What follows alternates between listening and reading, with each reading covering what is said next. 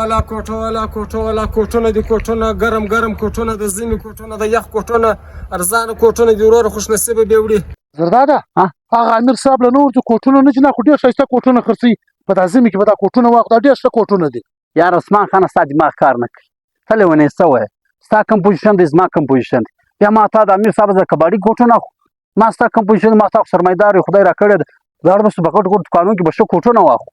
یاره دا هم ښه کوټونه دي، دا د بار ملکه سره راځي، لنډه مال ورته وایي، په کباډي کې راځي، په دې کې ډېر زبردسته کوټونه خېږي او ډېر ګرم وي، په دا ژمي کې انسان ډېر بد کې ګرم وي، دا هغه کوټونه دا د باره سره راځي. یا بای د باره څه دا نه راځي، دا هېڅ مازې راواخلي بس یا ته خلکو ته خرڅوي، ما تا ته خدای راکړی، ما تا به ښه کوټونه ته ډېر ښه کوټونه واخلو. یا زرداده ته راځه دا کوټونه زه چې ناخه په دې ځه کاروبار کوم. ته څنګه کاروبار کوې؟ ته درځه ته راځه. کوټه والا ګرم ګرم کوټونه د ژمي کوټونه ګرم کوټونه ارزانه کوټونه. السلام علیکم امیر صاحب. وعلیکم السلام حاج صاحب، ستړی مه شې. څنګه خیرت دی؟ دا کوټ په څو دی دانه؟ دا په 2000 روپۍ دانه ده. ښه په 2000 ده؟ او دا په 2000. دا ګرده په څو راکړې؟ دا ګرده درکړم په 15000 روپۍ. 15000؟ او 15000 ډېر ګران دی یار. یا نه دي ګران یار، دا ډېر اصلي کوټونه دي، د بار کوټونه دي. هغه ماته معلوم دا د بار کوټونه دي، خو تا خو په کباډي کې اخیستي نو دومره ګران. دا خو ګوره د بار ښه شی دا ماته هم ګران راځي، نو زه هم غریب سړی یم، زه به یې 200 روپۍ کې ګټم. یوه خبره درته وکړم، او یکه ګرده کوټونه راکړه، ښه 1000 روپۍ درکوم. یا حاجي صاحب ډېره ناجایزه ده، 1000 روپۍ بیخي کمې دي. کراکۍ بس درې سره کوټه په 1000 روپۍ راکړه، زه به خپل پیسې درکړم. حاجي 2000 روپۍ 1000 روپۍ بیخي یا واره نه راته کوي، کراکۍ په 1000 روپۍ څخه درې ګر کوټون څخه زه لاړ څه قرار کور خپل بچان. ستا خوښه ده، اوس څنګه کوې مجبوري ده. صحیح ده. واخه د خپل 1000 روپۍ کوټونه ګرده ماته واخه. صحیح شو، مهرباني په مخه شه.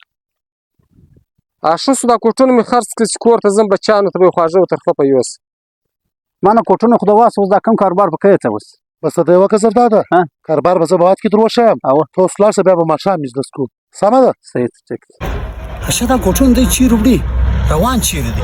ته راځه په بسې سه دغه ځي چیرې؟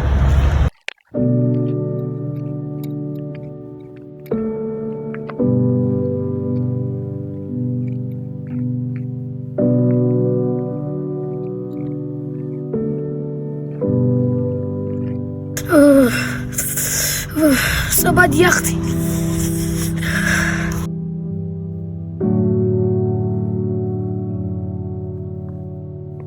زوی څه وایې لالا؟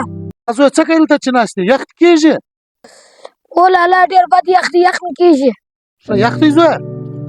زوی دا کوټ واغونده، هله بیداره شرمېږه مه، واغونده واغونده.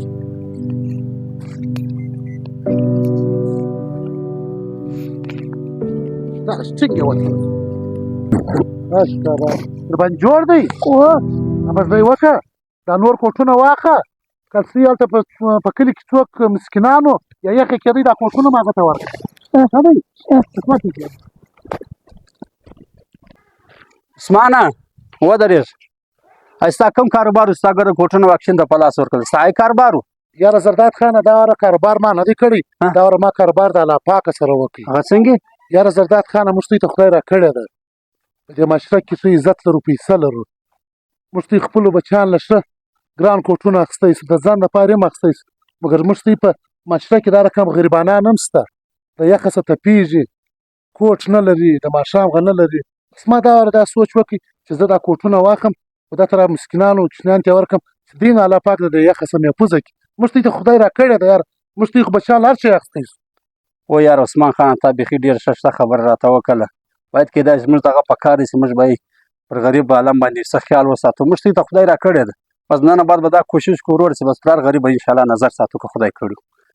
الله دې زه ته مننه کوو. ده باید موږ ته اصلاح پکار دی چې دارنګه آس پاس همسایګان غریبان خیال وساتو. که زموږ د اکشني میسج خوښ شوی دی مخ ته سر شیر کړئ. جزاکم الله.